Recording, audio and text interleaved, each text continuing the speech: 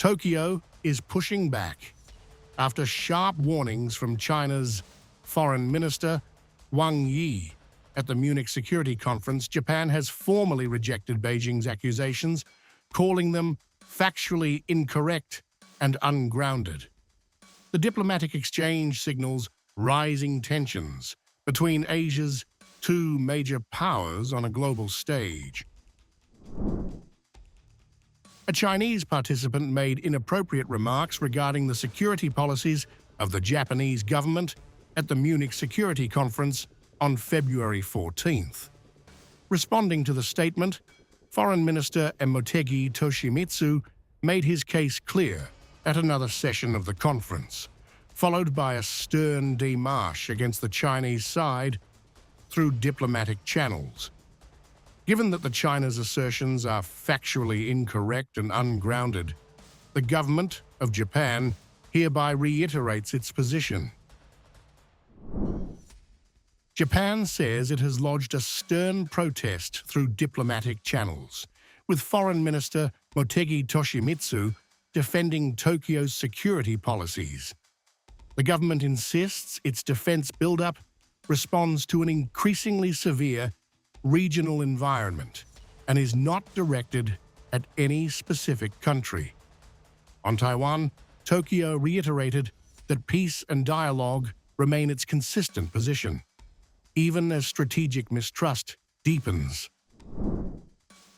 There are countries in the international community that have been rapidly increasing their military capabilities in a non-transparent manner for many years and continuously intensifying unilateral attempts to change the status quo by force or coercion. Japan opposes such moves and distances itself from them. Japan's consistent contributions to international peace and stability are widely recognized. Japan's efforts to strengthen its defense capabilities are in response to an increasingly severe security environment and are not directed against any specific third country. We expect that the issues surrounding Taiwan will be resolved peacefully through dialogue, and this stance remains unchanged.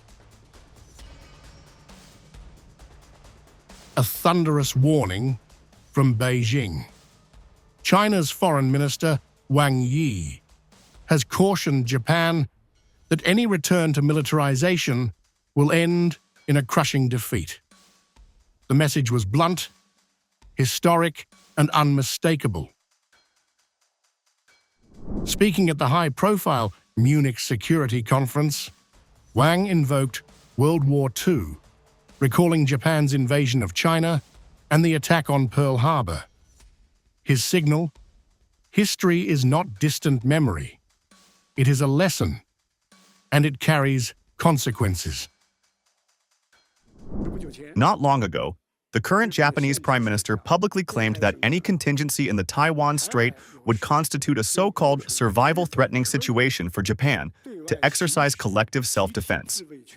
This is the first time in the 80 years since the war that a Japanese Prime Minister has publicly made such a statement, which directly challenges China's national sovereignty, the post-war international order in which Taiwan was returned to China, and the political commitments Japan made to China. China will certainly not accept this, and neither will the 1.4 billion Chinese people. Wang warned that if Japan gets back to its previous methods, it will doom itself. Any renewed risk-taking, he said, would bring an even faster and more crushing defeat.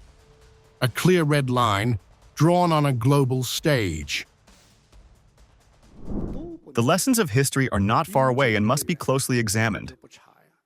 Back then, Japan launched its aggression against China and attacked Pearl Harbor in the U.S. under the same pretext of a so-called survival-threatening situation. If Japan refuses to repent, it will inevitably repeat the same mistakes. This is the law of history. The kind-hearted people should be vigilant. The Japanese people should not allow themselves to be coerced and blinded by far-right forces that even want to revive militarism. All peace-loving countries should send a warning to Japan. If it tries to go back on its path, it will bring about its own destruction. And if it gambles once more, it will only be defeated faster and suffer a harsher loss. The Chinese diplomat linked his warning directly to Taiwan, criticizing what he called erroneous remarks by Japanese leaders. According to Wang, such rhetoric exposes lingering expansionist ambitions and the specter of militaristic resurgence. The remarks come amid shifting security dynamics in the Indo-Pacific, where Japan has expanded defense capabilities and deepened strategic coordination with partners. Beijing's message underscores its sensitivity to any moves it interprets as destabilizing.